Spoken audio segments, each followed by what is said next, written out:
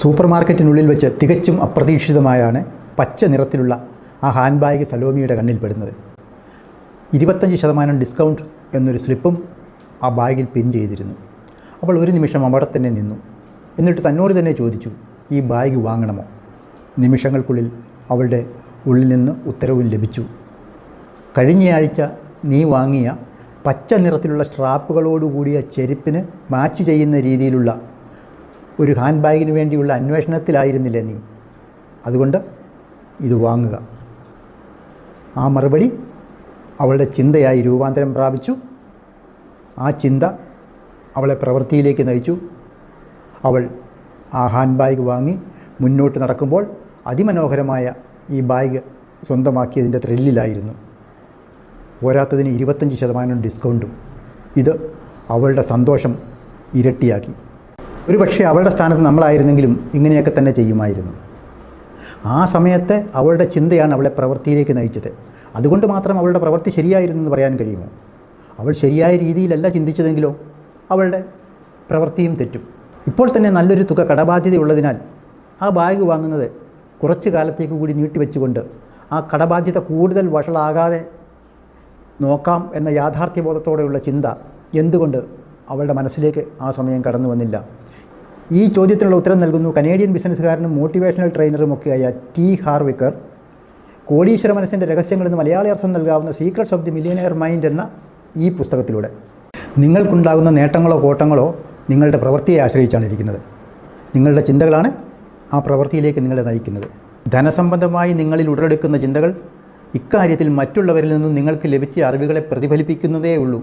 അതുകൊണ്ട് നിങ്ങളുടെ മനസ്സ് പറയുന്നതെല്ലാം സത്യമാണെന്ന് കരുതരുത്. പലപ്പോഴും ധനസമ്പാദനത്തിനുള്ള ഏറ്റവും വലിയ തടസ്സം നിങ്ങളുടെ മനസ്സ് തന്നെയായിരിക്കും. ടി ഹാർവിക്കർ അവകാശപ്പെടുന്നു, ഈ പുസ്തകത്തിൽ നിന്നും നിങ്ങൾ പഠിക്കുന്ന തത്വങ്ങൾ ഉപയോഗിച്ച് ആ തടസ്സം നിങ്ങൾക്ക് മാറ്റിയെടുക്കാൻ കഴിയും. മനുഷ്യൻ പണം കൊണ്ട് മാത്രമല്ല ജീവിക്കുന്നതെങ്കിലും പണമില്ലാതെ അവന് ജീവിക്കാൻ കഴിയില്ലല്ലോ.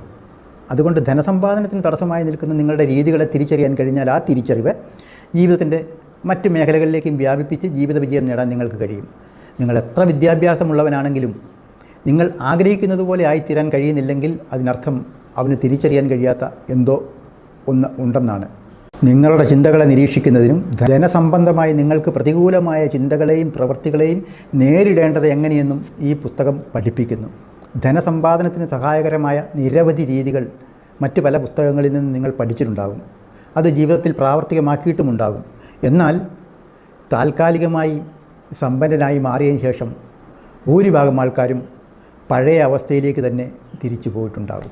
നമ്മുടെ നാട്ടിൽ ലോട്ടറി അടിച്ച് പെട്ടെന്ന് സമ്പന്നരായി മാറിയ ആൾക്കാർ വർഷങ്ങൾക്ക് ശേഷം എങ്ങനെ ജീവിക്കുന്നു എന്നത് സംബന്ധിച്ച് നടത്തിയ ഒരു പഠന റിപ്പോർട്ട് പുറത്തു വന്നത് ഈ അവസരത്തിൽ ഞാൻ ഓർമ്മിക്കുകയാണ്.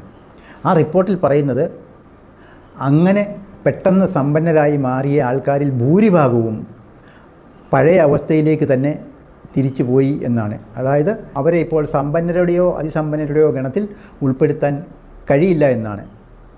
എന്താണ് അതിന് കാരണം? അവർ അപ്രതീക്ഷിതമായി കോടീശ്വരന്മാരായി മാറിയെങ്കിലും അവരിൽ ഒരു കോടീശ്വര മനസ്സുണ്ടായിരുന്നില്ല. അതുകൊണ്ട് കോടീശ്വരന്മാരായി തുടർന്നു പോകാൻ അവർക്ക് കഴിഞ്ഞില്ല. നിങ്ങളുടെ കൈവശം എത്ര പണമുണ്ട്, അല്ലെങ്കിൽ നിങ്ങൾ കോടീശ്വരന്മാരാണോ എന്നതിലൊക്കെ പ്രധാനം നിങ്ങളിൽ ഒരു കോടീശ്വര മനസ്സുണ്ടോ എന്നുള്ളതാണ്. എന്താണ് ഈ കോടീശ്വര മനസ്സ്? അതെങ്ങനെയാണ് രൂപം കൊള്ളുന്നത്? ഇത് വിശദീകരിക്കുന്നതിനായി നമ്മുടെ ഉപബോധ മനസ്സിലുള്ള മണി ബ്ലൂ പ്രിൻ്റ് അഥവാ ധനരൂപരേഖയിലേക്കാണ് ടി ഹാർവിക്കർ വിരൽ ചൂണ്ടുന്നത്. എന്താണ് മണി ബ്ലൂ പ്രിൻ്റ് അഥവാ ധനരൂപരേഖ എന്നും അതെങ്ങനെയാണ് രൂപം കൊള്ളുന്നത് എന്നും വിശദീകരിക്കാനാണ് 2 ഭാഗങ്ങളായി രചിക്കപ്പെട്ട ഈ പുസ്തകത്തിൻ്റെ 1ാം ഭാഗത്ത് ടി ഹാർവിക്കർ ശ്രമിച്ചിട്ടുള്ളത്. ഒരു ഉദാഹരണത്തിലൂടെയാണ് അദ്ദേഹം അത് വ്യക്തമാക്കുന്നത്. നമ്മളൊരു വീട് പണിയുകയാണെങ്കിൽ മുൻകൂട്ടി ഒരു രൂപരേഖ നാം തയ്യാറാക്കുമല്ലോ. ആ വീടിനെ സംബന്ധിച്ച് മുൻകൂട്ടി തയ്യാറാക്കപ്പെടുന്ന ഒരു പ്ലാനാണത്. അതുപോലെ നമ്മുടെ എല്ലാം ഉള്ളിൽ മുൻകൂട്ടി സെറ്റ് ചെയ്ത് വയ്ക്കപ്പെട്ടിട്ടുള്ള ഒരു പ്രോഗ്രാമാണ് ഈ ധനരൂപരേഖ. നമ്മുടെ തോട്ട്സ് അഥവാ ചിന്തകൾ, ഫീലിങ്സ് അഥവാ വൈകാരിക അനുഭവങ്ങൾ, ആക്ഷൻസ് അഥവാ പ്രവർത്തികൾ, ഇവയെല്ലാം ഈ ധനരൂപരേഖയിൽ സംയോജിതമായി അടങ്ങിയിരിക്കുന്നു. നമ്മളുടെ ചിന്തകൾ വൈകാരിക അനുഭവങ്ങളിലേക്കും വൈകാരിക അനുഭവങ്ങൾ പ്രവൃത്തിയിലേക്കും നയിക്കുന്നു. നമ്മളുടെ പ്രവൃത്തികൾക്കനുസരിച്ചാണ് നമുക്ക് നേട്ടങ്ങളോ കോട്ടങ്ങളോ ഉണ്ടാകുന്നത്. ഇനി ഈ ചിന്തകൾ എവിടെ നിന്ന് വരുന്നുവെന്നും എന്തുകൊണ്ടാണ് ഒരാളിൽ നിന്നും വ്യത്യസ്തമായി മറ്റൊരാൾ ചിന്തിക്കുന്നതെന്നും നമുക്കൊന്ന് നോക്കാം. നമ്മുടെ മനസ്സിൻ്റെ ഉള്ളറകളിൽ സൂക്ഷിച്ചിട്ടുള്ള പ്രോഗ്രാംസ് അഥവാ വിവരങ്ങളുടെ ഫയലുകളിൽ നിന്നാണ് ഈ ചിന്തകൾ രൂപപ്പെടുന്നത്. നിങ്ങൾ നിങ്ങളുടെ മാതാപിതാക്കളിൽ നിന്നും ബന്ധുക്കളിൽ നിന്നും സമൂഹത്തിൽ നിന്നും കണ്ടും കേട്ടും അനുഭവിച്ചും അറിഞ്ഞ കാര്യങ്ങളാണ് ഈ ഫയലുകളുടെ ഉള്ളടക്കം. ഉപബോധ മനസ്സിലുള്ള ഈ ഫയലുകളിൽ അടങ്ങിയിട്ടുള്ള വിവരങ്ങളുടെ അടിസ്ഥാനത്തിലാണ് നമ്മളുടെ ചിന്തകൾ രൂപപ്പെടുന്നത്. സാഹചര്യങ്ങളോട് പ്രതികരിക്കേണ്ടി വരുമ്പോൾ ഈ ചിന്തകളുടെ അടിസ്ഥാനത്തിലാണ് നമ്മൾ പ്രവർത്തിക്കുന്നത്. നമ്മളുടെ പ്രവൃത്തികൾക്കനുസരിച്ചുള്ള ഗുണമോ ദോഷമോ അതെന്തായാലും ആ ഫലവും നമുക്ക് ലഭിക്കുന്നു. അതായത് നമ്മുടെ ഉള്ളിലുള്ള ധനരൂപരേഖ നമ്മുടെ ഭാവി ജീവിതത്തിൽ യാന്ത്രിക പ്രതികരണങ്ങൾ ഉണ്ടാക്കുന്നു. സാമ്പത്തിക വിജയം നേടുന്നതിന് സഹായകരമല്ലാത്ത രീതിയിലാണ് നിങ്ങളുടെ ധനരൂപരേഖ സെറ്റ് ചെയ്ത് വെച്ചിരിക്കുന്നതെങ്കിൽ നിങ്ങളുടെ ചിന്തയും അതനുസരിച്ചായിരിക്കും. അത് ശരിയായ ചിന്തയാണെന്ന് നിങ്ങൾക്ക് തോന്നാം, എന്നാൽ ആത്യന്തികമായി നിങ്ങളെ അത് പരാജയത്തിൽ കൊണ്ടെത്തിക്കും. എന്നാൽ സാമ്പത്തിക വിജയം നേടുന്നതിന് സഹായകരമായ രീതിയിലാണ് നിങ്ങളുടെ ധനരൂപരേഖയെങ്കിൽ സാമ്പത്തിക വിജയം നേടുന്ന രീതിയിൽ ഓട്ടോമാറ്റിക്കായി നിങ്ങൾ ചിന്തിക്കും. ഡൊണാൾഡ് ട്രംപിനെയാണ് ഇതിനുദാഹരണമായി ടി ഹാർവിക്കർ ചൂണ്ടിക്കാണിക്കുന്നത്. അമേരിക്കൻ പ്രസിഡന്റ് ആകുന്നതിന് മുമ്പും ട്രംപ് ലോകത്തിലെ ശതകോടീശ്വരന്മാരിൽ ഒരാളെന്ന നിലയിൽ അറിയപ്പെട്ടിരുന്നു. നിരവധി തവണ സാമ്പത്തികമായി തകർന്നതിന് ശേഷവും അദ്ദേഹം നഷ്ടപ്പെട്ടതും അതിലധികവും തിരിച്ചു പിടിച്ചു. ഇതിന് അദ്ദേഹത്തിനെ സഹായിച്ചത് ഒന്നേ ഒന്ന് മാത്രം, അദ്ദേഹത്തിൻ്റെ കോടീശ്വര മനസ്സ്. ട്രംപിൻ്റെ സ്വാഭാവിക ചിന്ത ധനസമ്പാദനത്തിന് സഹായകരമായ രീതിയിലാണ് എന്ന് അടിവരയിടുന്നു ടി ഹാർവിക്കർ. നിങ്ങൾക്കറിയുമോ, അതിസമ്പന്നരായ എല്ലാ ആളുകളുടെയും ധനസംബന്ധമായ ചിന്തകൾ ഏതാണ്ട് ഒരേ രീതിയിലാണ്.